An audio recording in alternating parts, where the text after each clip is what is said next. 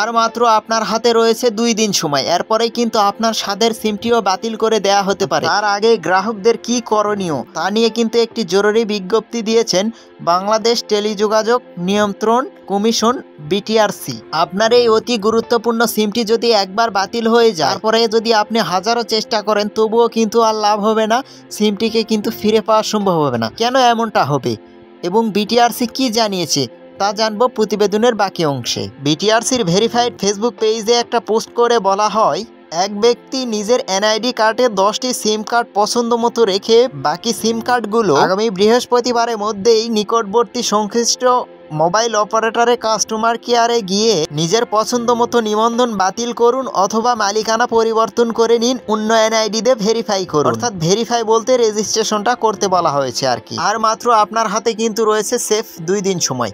এর মধ্যেই কিন্তু আগামী বৃহস্পতিবারের মধ্যেই কিন্তু আপনাকে সিমের মালিকানা পরিবর্তন করতে হবে অথবা নিবন্ধন বাতিল করতে হবে। যদি গ্রাহক নিজের মালিকানা পরিবর্তন করতে অথবা নিবন্ধন বাতিল করতে ব্যর্থ হয়, তাহলে কিন্তু কমিশন নিজেই দৈব চয়নের মাধ্যমে কিন্তু উদ্বৃত্ত সিম কার্ডগুলো স্বয়ংক্রিয়ভাবেই বাতিল করে দিবে বিটিআরসি। আপনার নিজের পার্সোনাল এনআইডি কার্ড দিয়ে যাবত পর্যন্ত কয়টি সিম রেজিস্ট্রেশন করা হয়েছে এবং কয়টি সিম নিবন্ধন রয়েছে তা কিন্তু জানতে পারবেন আপনার নিজ মুঠোফোন দিয়ে। এর জন্য আপনাকে বিশেষ একটি কোড ডায়াল করতে হবে। আপনার নিজের মুঠোফোনে এই কোডটি ডায়াল করলেই আপনি সম্পূর্ণ নিবন্ধনের তথ্যটি জানতে পারবেন, অর্থাৎ আপনার এনআইডি কার্ড দিয়ে কতগুলো সিম রেজিস্ট্রেশন হয়েছে। কোডটি হলো *16001#।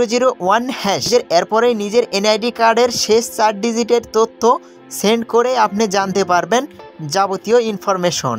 এই ছিল আমাদের কাছে থাকা বিটিআরসির ফেসবুক পোস্ট এবং জরুরি সিম বিজ্ঞপ্তি নিয়ে সর্বশেষ আপডেট। পরবর্তী নিউজ ভিডিও দেখার আমন্ত্রণ জানিয়ে বিদায় নিচ্ছে। মোস্তাকিন হাসান, বিটি ইনফায়ার রিয়াকশন।